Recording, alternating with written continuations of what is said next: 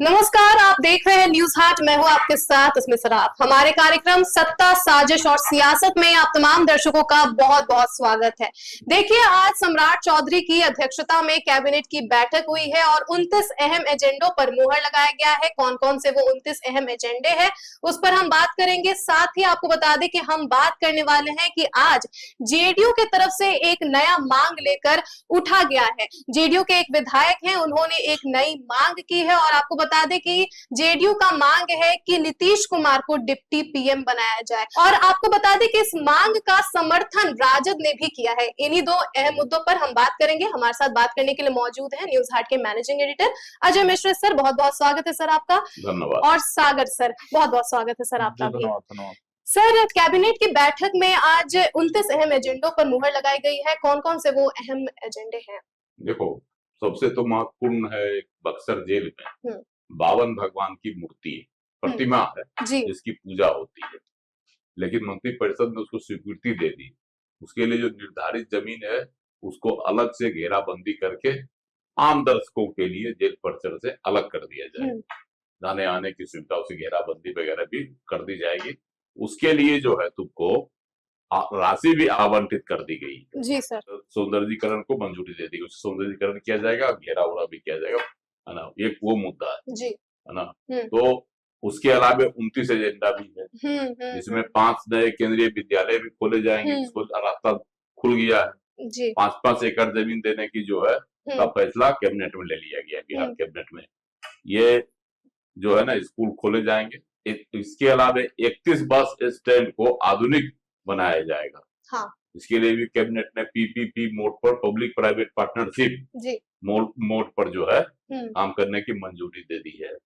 इसके अलावा है जितना है बाईपास जो है ना, सरकार का होता है ना बाईपास स्टेट हाईवे, उस पर भी अब टोल टैक्स लगेगा। राज्य सरकार ने दे दिया। पहले जो है सिर्फ नेशनल हाईवे पर लगता था, अब स्टेट हाईवे पर भी टोल टैक्स लगेगा, है ना।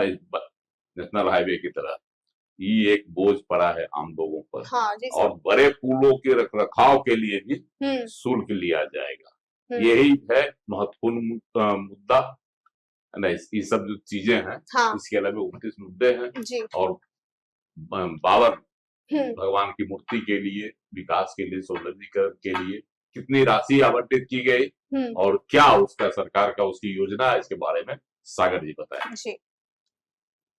बताइए सागर जी, क्या है हाँ, तो बिल्कुल सही कहा कि जो कैबिनेट का महत्वपूर्ण एजेंडा है, बहुत सारे एजेंडों पर मुहर लगा है। और देखिए, लगातार जो है सम्राट चौधरी की सरकार जो है हर बुधवार को, एक बुधवार केवल, चूंकि उनको दिल्ली जाना था तो वो नहीं हुए थे, सोमवार को ही कर लिए थे। बाकी हर बुधवार को रेगुलर वो कैबिनेट की बैठक करते हैं। जबकि पहले मंगलवार को हुआ, पहले मंगलवार को हुआ करता था।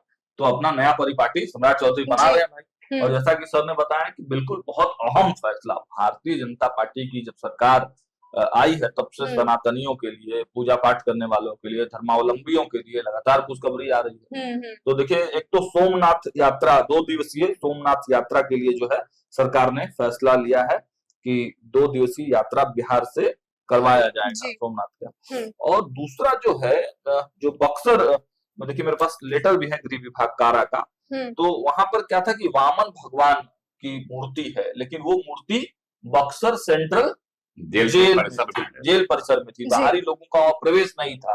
तो कहा जाता था कि वामन भगवान जो है कैद में। तो जब मिथिलेश तिवारी वहां चुनाव लड़ने गए बक्सर में, आपको याद होगा, लोकसभा का चुनाव लड़ने के लिए जब वो गए, हालांकि वहां से हार गए, लेकिन जब मिथिलेश तिवारी वहां गए थे तब बक्सर के लोगों से उन्होंने ये कहा था, ये आह्वान किया था और कहा था कि देखिए, हम अगर जीत कर आएंगे तो हम वामन भगवान को यहाँ से बाहर निकलवाने का काम करेंगे और लोग वहां पर पूजा पाठ कर सकेंगे। तो हालांकि चुनाव तो जीत नहीं पाए, हार गए। खैर, आगे बढ़ा कारवां, मिथिलेश तिवारी फिर विधान सभा के सदस्य बने। दूसरी बार, इस बार उनको विभाग की जिम्मेवारी दी गई, मतलब मंत्रालय दिया गया, और बड़ा मंत्रालय, शिक्षा मंत्री बना दिया गया। लेकिन इसके बीच में गृह मंत्री जब सम्राट चौधरी बने थे तब मिथिलेश तिवारी ने उनके पास ये मुद्दा रखा था कि गृह विभाग का ही ये मैटर है।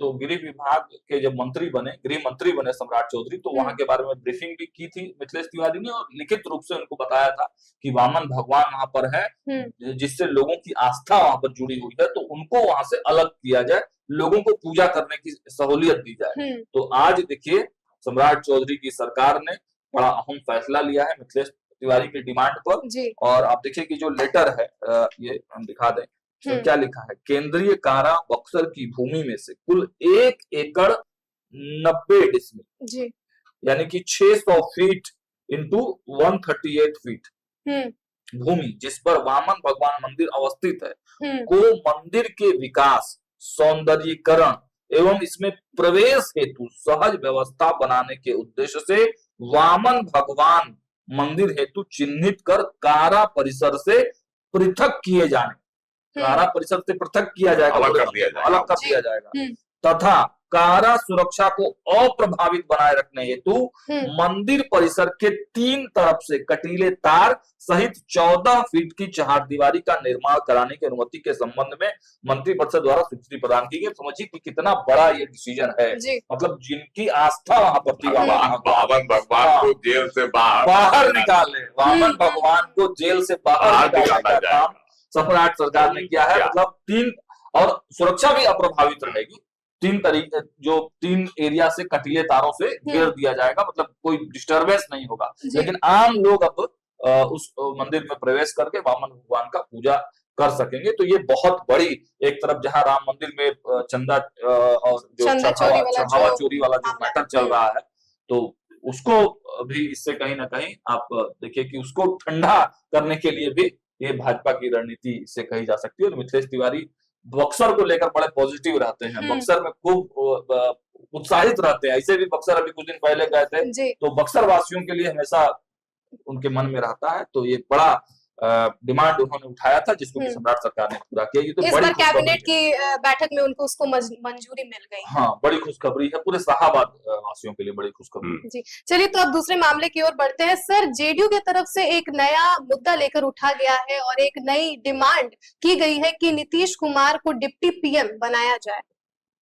देखो, यह मुद्दा पहले भी उठा था, लोकसभा चुनाव के वक्त भी उठा था कि नीतीश कुमार को जो है केंद्र में मंत्री बना दिया जाए और उनको तो उप प्रधानमंत्री का दर्जा दिया जाए। है ना, उप प्रधानमंत्री कोई पद नहीं होता है, तो दर्जा मिलता है, बस यही कैबिनेट मंत्री बनता है, वही बनते हैं। लेकिन नीतीश कुमार जी जाने के लिए तैयारी नहीं थी बिहार छोड़कर। अब जब वह केंद्र में चले गए तो राज्यसभा बन गए या सदस्य बन गए, तब केंद्रीय कैबिनेट में उनको शामिल करने की बातें उठ रही है ना। उनको संभावित है कि उनको भी विस्तार होगा तो उनको भी मंत्री बनने का ऑफर दिया जाएगा। वैसे एक खबर यह भी है कि उनको जो है गृह मंत्री अमित शाह और प्रधानमंत्री नरेंद्र मोदी के द्वारा सूचना दे दी गई, तो अगर बनना चाहेंगे, इसकी खबर आ रही। इसी बीच जो है ना, अभी यह भी खबर हो रही है कि अगर वह केंद्र में मंत्री बनते हैं तब उनको उप प्रधानमंत्री बनाया जाए। पहले भी बनते रहे हैं, लालकृष्ण आडवाणी भी थे, अपने राज्य से बिहार से जो है स्वर्गीय जगजीवन राम भी थे, कांग्रेस की क्या कहता है जनता पार्टी की सरकार में। तो ये परिपाटी रही है, ऐसा नहीं है कि नहीं बनते रहा। तो बनने की संभावना, चौधरी चरण सिंह भी बने थे उप प्रधानमंत्री, तो बनते रहता है। अगर चाहेगी केंद्र सरकार और नीतीश कुमार की इच्छा होगी तब तब वह बन सकते हैं। यह मांग जो है पहले से भी उठाई जा रही थी, लेकिन अभी जो है रून्नी सैदपुर, सीतामढ़ी के रून्नी सैदपुर विधानसभा क्षेत्र के विधायक पंकज मिश्रा ने यह नई आवाज उठाई और उन्होंने कहा, क्योंकि वह केंद्र में तो बड़े बड़े विभागों में मंत्री रह चुके हैं, स्वाभाविक है, वह रेल मंत्री भी रहे हैं, कृषि मंत्री भी रहे हैं और बिहार के 20 साल तक मुख्यमंत्री भी रहे हैं। तो उनको जो है केंद्र में सिर्फ एक मंत्री का ओहदा देना, उससे अच्छा है कि उनको उप प्रधानमंत्री बना दिया जाए, क्योंकि उनकी मांग। और इसका समर्थन जो है राजद के पूर्व विधायक उन्होंने भी कर दिया, मुकेश रोशन, कहा कि अच्छी मांग है, उनको बनाया जाना चाहिए, उनको सम्मान दिया जाना चाहिए। और इससे भी मुकेश रोशन जिस विधानसभा क्षेत्र से जीत कर आते थे, राजद के टिकट पर।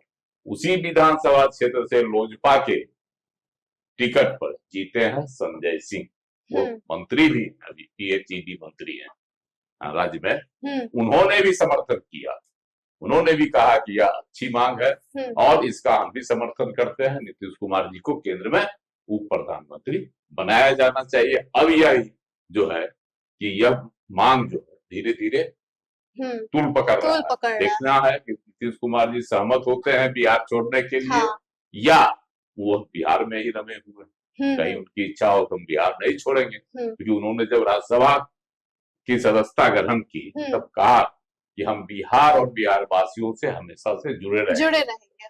तो इसलिए जो है दोनों बातें हैं।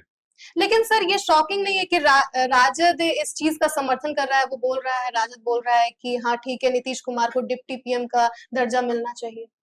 राजद के दिमाग में क्या चल रहा है? राजद के दिमाग से भी है। मुकेश रोशन मांग कर रहे हैं, पूर्व विधायक हैं राजद के। देखो नीतीश कुमार जी कद्दावर नेता है, बड़े नेता है, 2 दशक तक बिहार के मुख्यमंत्री रहे।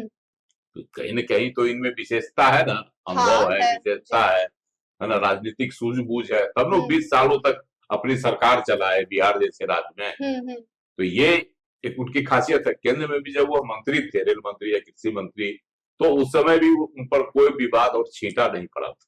बिहार के मुख्यमंत्री रहते हुए भी उनके दामन पर कोई दाग नहीं।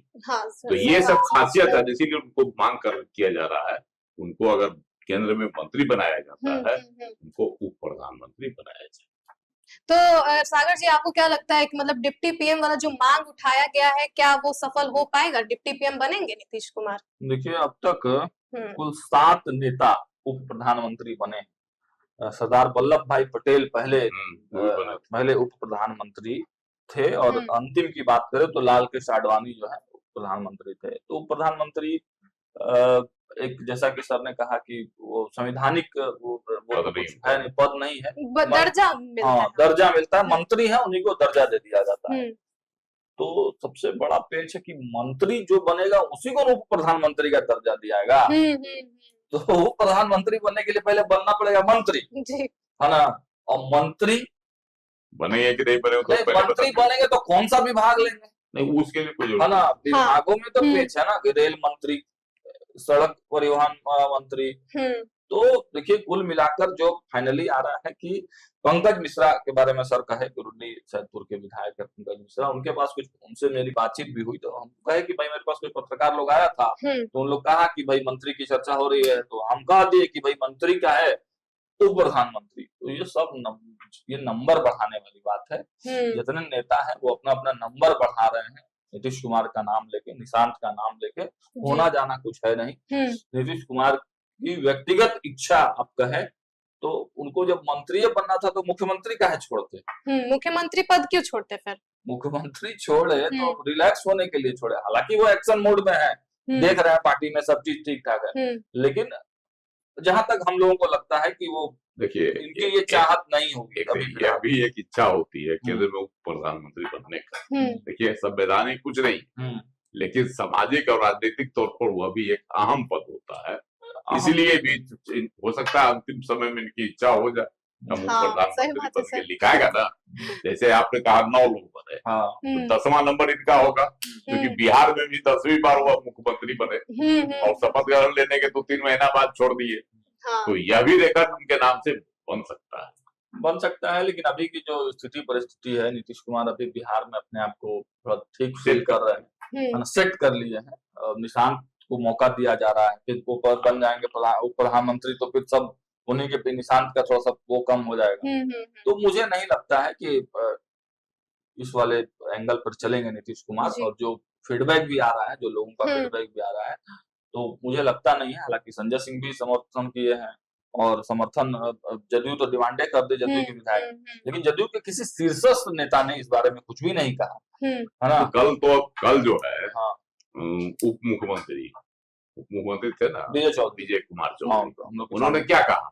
उन्होंने कहा कि आप लोग जानिए, नीतीश जी जाने, हमको कोई खबर नहीं, है ना। लेकिन वह इनकार भी नहीं किए, ये नहीं कहे, सिरे से खारिज नहीं किए। इसका मतलब है कि जदयू के अंदर खाने भी इनके केंद्र में मंत्री बनने की चर्चा चल रही है। चलिए, तो नीतीश कुमार डिप्टी पीएम बनेंगे या नहीं बनेंगे, वो देखने वाली बात होगी। इसी पर सबकी नजरें टिकी हुई है। साथ ही आपको बता दें कि डिप्टी पीएम बनने का जो मांग है उसका समर्थन राजद ने भी किया है। और इसी के साथ हम बात कर रहे थे कि 29 अहम एजेंडों पर आज मुहर लगाई गई है। कौन कौन से वो 29 एजेंडे हैं उस पर हमने चर्चा किया है। हमने आपको बताया है कौन कौन से एजेंडों पर मुहर लगाई गई है। तो बस फिलहाल के लिए बस इतना ही। आप देखते रहिए न्यूज हाट। बहुत बहुत धन्यवाद।